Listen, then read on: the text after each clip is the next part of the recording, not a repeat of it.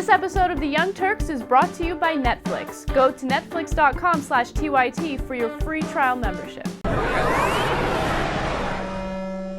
NPR in the news to an enormous... Did we play on this show my father's clip by any chance? Jesus, we didn't play it? I played it with Wes Clark. Is it in the system? Do we have it?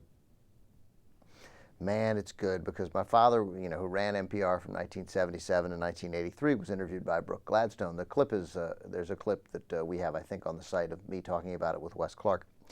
But, so my dad's run, when he ran NPR from 77 to 83, and Brooke Gladstone of On the Media does an interview with him to sort of discuss whether NPR should continue to get funding. Obviously, my father thinks he does. Just for the record, NPR, only about 5% of their funding comes from federal funding, but each member stations, it's much higher at specific member stations, including many of the rural stations who could take anywhere from 30 to 50% of their funding from federal funding. So it matters for those stations who are such an important voice in so many small towns and communities across the country.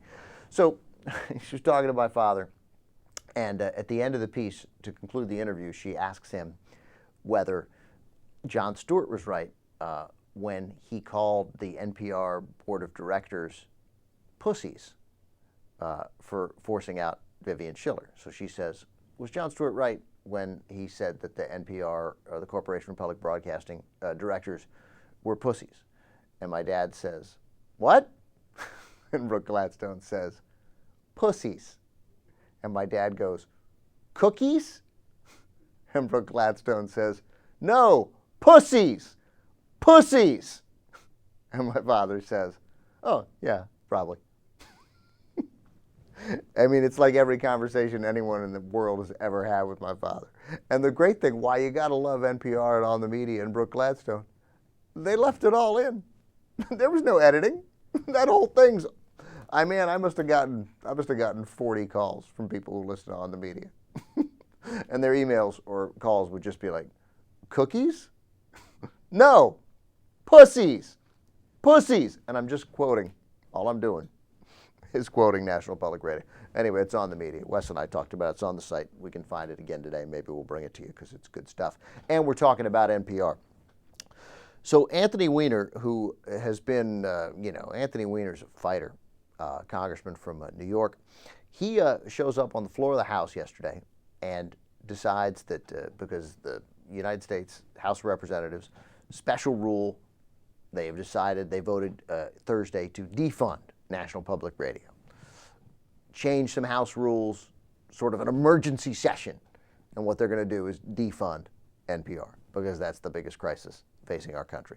So here's Anthony Weiner breaking that down because Anthony Weiner realizes with all that's wrong with this country, all the problems that we have, the dangers we face, the economic uncertainty that we're in, he actually, in this case, agrees with Republicans that we're probably wasting money on an organization like NPR taking our federal dollars. Here's clip 6. The Republican Party, no one can say they're not in touch. They get it. They understand where the American people are. The American people are not concerned about jobs or the economy or what's going on around the world. They're staring at their radio saying, get rid of click and clack. Finally, my Republican friends are doing it. Kudos to you. The Republican...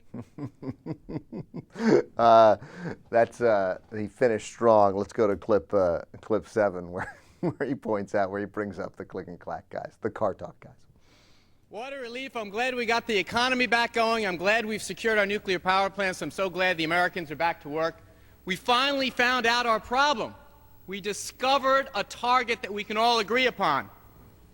It's these guys. This is a problem. It's click and clack, the Tappet brothers. We're finally getting rid of them. Thank God we solved this problem for the country. You don't see a lot of guys doing that, man, on the floor of the House. You don't see them like really selling it. The sarcasm was high. I don't know, man. That seems disrespectful. Let's go clip 8. Let's look at the record here. For one, they talk in that Boston accent. Car talk? It's a car. It's a car, ladies and gentlemen. I need to call Congressman Capuano whenever they're on the air. Secondly, they talk about master cylinders and slave cylinders. It's kinky. I am glad my Republican friends are finally getting to the bottom of this. And then finally, he points out that it's time that these guys, because first of all, after pointing out that they might be communists, which he also did, which was great, they just need to get off the air. Clip 9. It is fine. I'm so relieved that we had this emergency session, that we waived the rules of the House that require 72 hours, so we finally get these guys off my radio. And we played it at the beginning, but give me clip 6 again, because this is how he finished. And I want to go out with the story with the kudos. Kudos. Clip 6. The Republican Party, no one can say they're not in touch. They get it.